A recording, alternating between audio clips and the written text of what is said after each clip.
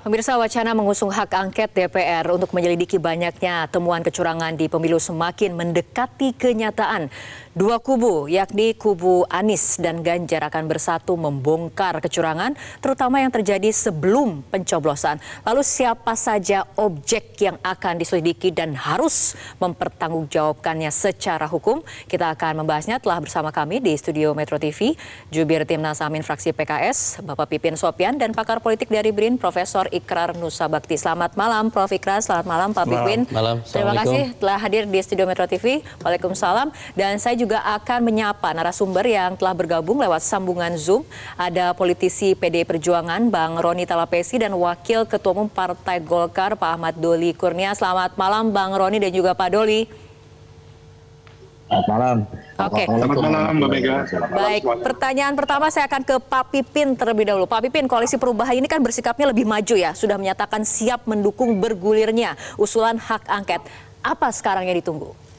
Ya, yang ditunggu sebetulnya keseriusan semua pihak ya. Dan hak angket ini kan tidak bisa hanya satu dua. Memang persyaratan di undang-undang kita, hak angket ini diusulkan oleh minimal dua partai, dua fraksi di DPR RI. Diusulkan minimal 25 orang anggota dewan dan dari dua fraksi. Tetapi kalau kita menganggap ini serius, tidak hanya dua fraksi, kita membutuhkan 50% lebih anggota dewan untuk menyetujui hak angket ini supaya bisa bergulir. Jadi saya katakan bahwa keseriusan ini semua pihak. Jadi kita harus membuat peta. Kalau memang PDIP serius, maka ditambah dengan P3, terus kemudian kami dari PKS, Nasdem, dan PKB saat ini juga sudah masing-masing internal partai sudah membuat keputusan, kemudian kami bahas di koalisi, dan hasilnya sebagaimana kita saksikan kemarin pertemuan para sekjen, saat ini pertemuan tiga pimpinan partai untuk menseriusi hak angket ini.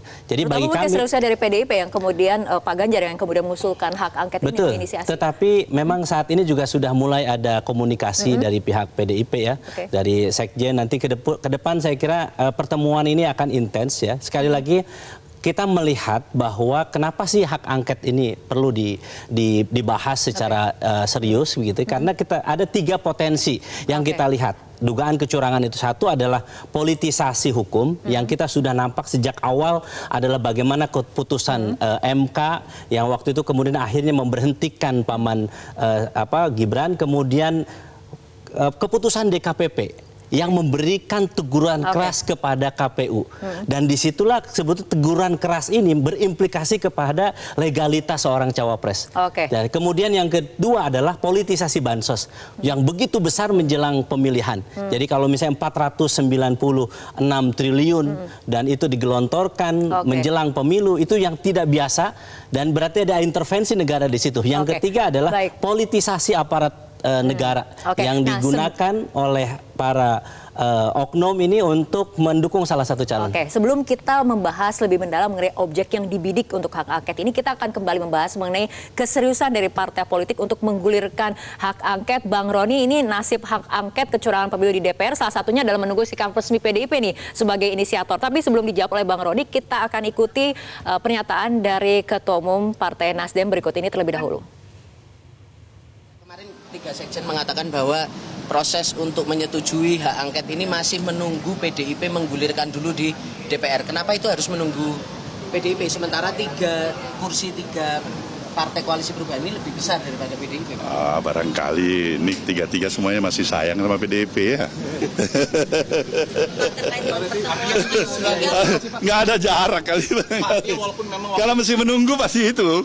Kalau enggak, kenapa? Untuk apa ditunggu itu? Atau nunggu Surya ketemu sama Bu Mega juga. terkait dengan pertemuan itu, Pak, rencana pertemuan. Bang Roni, jadi kapan sikap resmi PDIP sebagai inisiator hak angket ini? Ya, tentunya kami menyambut baik ya pernyataan dari Ketua Umum Nasdem dalam hal ini Pak Surya Paloh.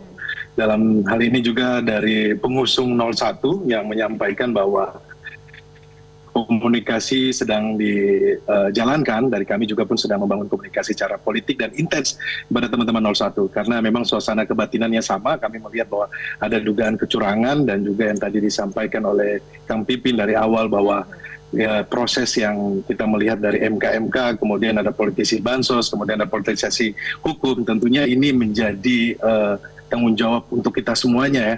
Dalam hal ini untuk kita mencegah adanya kesewenangan dari eksekutif. Dalam hal ini tentunya kami dari PD Perjuangan solid, fraksi juga pun solid, dan kami menunggu komunikasi juga dengan teman-teman yang sedang berjalan intens sampai saat ini.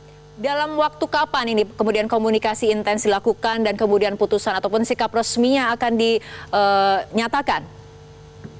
Tentunya akan disampaikan Mbak Mega secara kepartaian, dan yang tadi saya sampaikan di awal ya, bahwa ini merupakan keseriusan bersama yang kami melihat bahwa 01 dan 03 juga pun yang awalnya kita sudah sampaikan kepada publik, dan perlu diketahui bahwa PD Perjuangan solid ya, solid, dan ini kita sangat mendukung terhadap hak angket yang merupakan konstitusional ya dalam proses demokratis saat ini, dan ini akan menjadi konsen kita bersama. Saya rasa dengan spirit yang sama ini tentunya tidak akan lama, Mbak Mega. Oke, baik, saya akan ke Pak Doli. Pak Doli, dari partai Anda tidak ingin ikut mendukung hak angket, kan ini akan membuat publik semakin transparan nih, kemudian membuka soal kemelut pemilu, terutama kecurangan yang terjadi sebelum pencoblosan, dan juga memberikan legitimasi yang kuat bagi pemenang pemilu.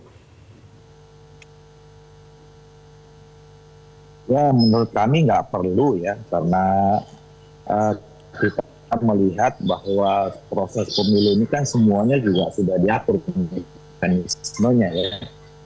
Jadi kalau kita merasa ada pelanggaran administratif, itu bisa kita lakukan ke Bawaslu. Kemudian kalau ada indikasi terjadinya pelanggaran pidana pemilu, ada Gakumdu. Kemudian kalau ada sengketa pemilu, itu ada di Mahkamah Konstitusi. Jadi kami memang sudah selama ini diatur sebagaimana pemilu-pemilu sebelumnya, itu masih cukup untuk menyelesaikan kalau ada persoalan-persoalan yang berkaitan dengan soal pemilu. Nah, walaupun ya kami menghormati karena hak angket sama dengan hak interpelasi, hak untuk bertanya itu melekat bagi DPR, bagi anggota DPR. Jadi setiap anggota DPR punya hak untuk menyampaikan, ya namanya hak. Ya kami juga sebagai anggota DPR ada yang bisa menggunakan hak itu, ada juga yang tidak perlu menggunakan hak itu. Oke. Jadi kalau memang ada diinisiasi oleh beberapa teman anggota DPR dari beberapa partai politik yang ada fraksinya di DPR, ya saya kira itu tidak bisa kita halang-halangi, silakan saja. Tapi kalau kami Partai Golkar dan juga Koalisi Indonesia Maju itu menganggap tidak perlu adanya. Oke, perbincangan baik. Pak Doli, perbincangan kembali akan kami lanjutkan, Bapak-Bapak. Kita akan membahas lebih mendalam sebetulnya siapa objek dari hak angket ini jika memang tujuannya adalah untuk menyelidiki adanya dugaan kecurangan pemilu. Kita akan membahasnya usai jeda berikut. Jelajahi cara baru mendapatkan informasi. Download Metro TV Extend sekarang.